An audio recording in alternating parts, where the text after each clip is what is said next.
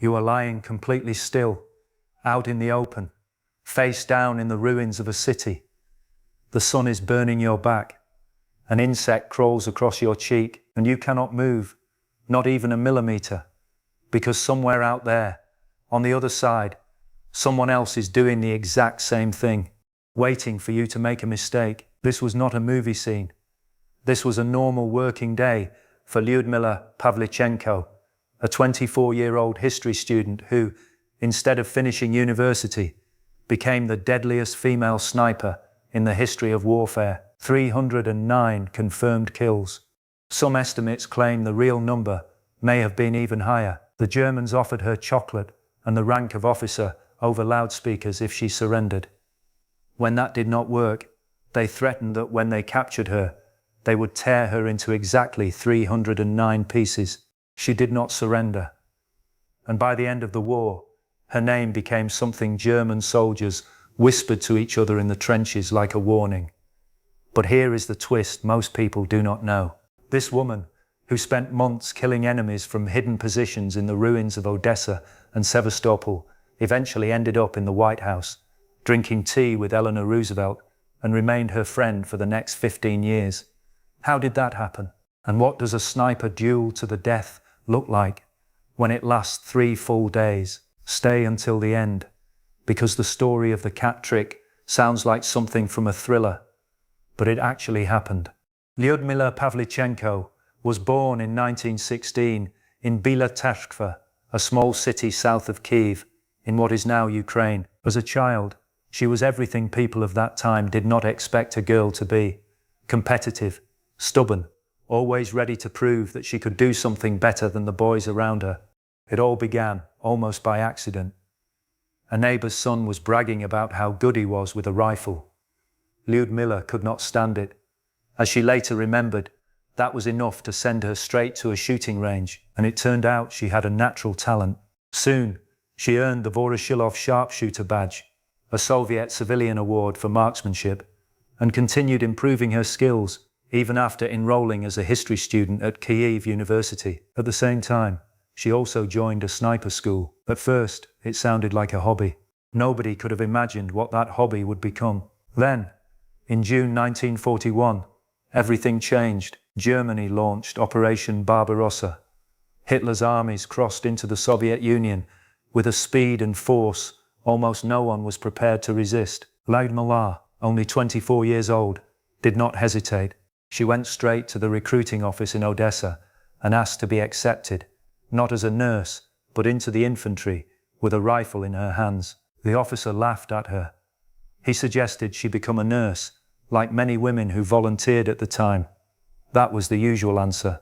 Then Lyudmila placed her shooting certificates on the table, her marksmanship badge, her sniper school documents. The laughing stopped. And just like that, a history student became a soldier in the Red Army, assigned to the 25th Rifle Division. She became one of roughly 2,000 women who would serve as snipers in the Soviet military during the war. Of those 2,000, only around 500 would survive until the end. But before she fired even one shot as a sniper, Lyudmila spent days digging trenches and communication lines. Because of equipment shortages, she was armed with nothing but a single hand grenade. She later wrote about how frustrating it was, watching the battle unfold in front of her while holding only one grenade in her hand. Everything changed in the second half of July 1941. One of her comrades was seriously wounded by shrapnel.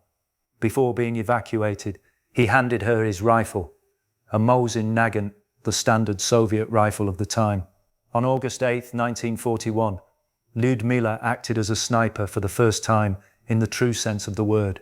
At a distance of 400 meters, near Bilyavka, she killed 2 German officers. That was the first of the 309 confirmed kills that would follow. During only the first 75 days of fighting in the siege of Odessa, her confirmed number rose to 187. 75 days, 187 men. Her reputation grew so quickly that she became a target. The Wehrmacht began specifically trying to eliminate her with artillery and air attacks, because they understood how much damage one person with a rifle and patience could do. And right there, as Odessa was falling and her unit was being moved towards Sevastopol. The part of the story that makes this so unforgettable began when the German side realized that one sniper was destroying dozens of their men. They did not send ordinary infantry to stop her. They sent their best snipers. And so began what we would now call a duel between professionals, not a quick exchange of gunfire, not a dramatic shootout. Hours and hours of complete stillness, where one mistake, one twitch, one reflex, one careless movement meant death. Lyudmila later described how physically demanding this truly was. It required enormous self-control, willpower, and endurance to lie still for 15 hours at a time, completely motionless. The smallest movement, she wrote, could mean death. The German snipers, knowing they were hunting her, began using tricks, old hunting tricks, adapted for war. The first trick was simple, a helmet on a stick. They would raise it from a trench, let it appear to slip out from behind cover, hoping someone would give in to the temptation and fire, revealing their position the moment they pulled the trigger. Lyudmila recognized it immediately. She did not react.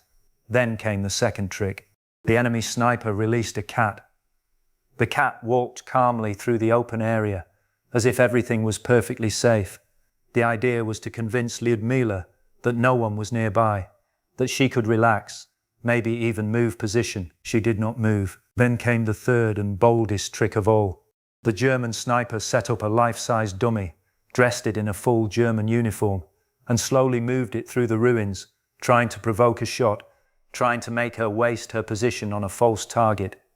Still, she did not fire.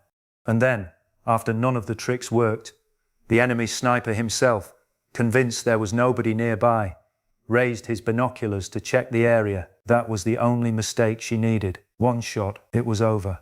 But the most intense duel of her career happened later, in Sevastopol, and according to her own words, it lasted 3 days. Think about that. Not 3 minutes, not 3 hours. 3 full days of silent combat against one single opponent. One of the best snipers the Wehrmacht had on that part of the front.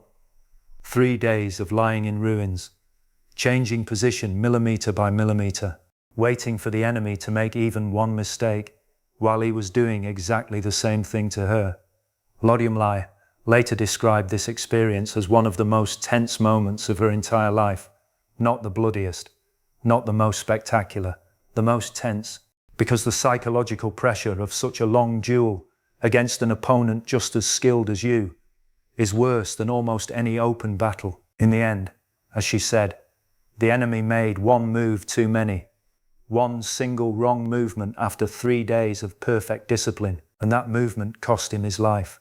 After that duel, her number of confirmed enemy snipers killed rose to 36, some of the most highly trained and decorated men Hitler had on the Eastern Front. By the spring of 1942, her total confirmed kill count had reached 257. She was promoted to lieutenant. By then, the Wehrmacht knew her name by heart. As her number grew, so did the German desire to get rid of her, by any means necessary. First, they tried bribery. Over loudspeakers directed toward her position, they broadcast a message. Lyudmila Pavlichenko, come over to our side. We will give you chocolate and make you a German officer. She did not answer. When bribery failed, the tone changed. The threats became personal and brutal. Over the same loudspeakers, they promised that when they caught her, they would tear her into exactly as many pieces as she had confirmed kills. 309. That was not the usual treatment of an enemy soldier. It was a recognition, even if wrapped in a threat, that one person, with one rifle, had become such a serious problem that she deserved personal revenge. But her time on the front did not end because of an enemy sniper. It ended because of a mortar shell. In June 1942, an explosion near her position sent pieces of shrapnel into her face. The wound was not fatal, but it was serious enough that Soviet command, now fully aware of how valuable she was, decided to pull her from the front before she had even fully recovered. By that point, her confirmed kill count had reached 309, the number that would remain tied to her name forever. And now we come to the part that makes this story completely different from most war stories. Instead of returning to the front after recovering, Soviet command decided Lyudmila was too valuable to risk on the front line again. She became an instructor for new snipers and, surprisingly, a public representative of the Red Army. In 1942, she was sent on a tour through the United States, Canada, and Great Britain, with one clear goal: convince the Allies to open a second front against Hitler. Imagine that scene. A woman who had spent months lying in ruins and killing enemy soldiers from hidden positions suddenly stood in front of American journalists, who, instead of asking about the war, asked her what makeup she wore and whether she wore dresses in combat. She answered with the kind of contempt that still echoes through the records of that time. She openly criticized the fact that American women working in weapons factories were paid less than men. And she became angry when, at one event, she was prevented from boarding a British warship. During that visit to Washington, she met President Franklin Roosevelt and his wife, Elanor Roosevelt. From that meeting came a friendship almost nobody expected. Two women from completely different worlds. One was the First Lady of the most powerful Western democracy. The other was a sniper from the Soviet trenches. And yet, they stayed in contact for years after the war, exchanging letters about family, books, and peace conferences. In 1957, 15 years later, Elanor Roosevelt traveled to Moscow. In the middle of Cold War tensions, with a Soviet minder staying close to her almost constantly, she insisted that she had to see her old friend. Finally, they allowed the visit. She found Lyudmila living in a small, modest two-room apartment in Moscow. The two women sat and spoke coldly and formally, while the Soviet escort watched from the corner of the room, until Lyudmila found an excuse to bring Elanor into another room. There, finally, for a brief moment, they could speak like old friends again, without being watched. But this story does not have a simple happy ending. Behind the public image of Lady Death, the hero, the symbol, the friend of the First Lady, there was a woman who carried the burden of what she had seen and done on the front for the rest of her life. According to later accounts, Lyudmila suffered from long-term effects of what we would now recognize as post-traumatic stress and depression. Her official biography, as often happened with Soviet propaganda of that era, was also polished and adjusted.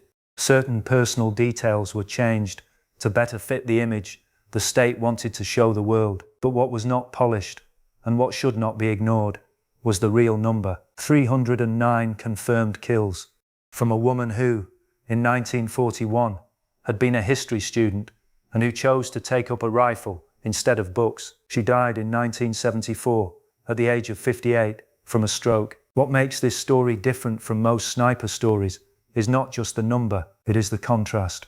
A woman who could lie completely still for 15 hours, waiting for the perfect moment to pull the trigger, and then, only months later, sit in the White House drinking tea with the First Lady of the United States. Two completely different worlds, the same person. If you enjoyed this story, leave a like and subscribe, because more stories like this are coming. Stories about people whose lives sound too unbelievable to be true, but somehow were. See you in the next video.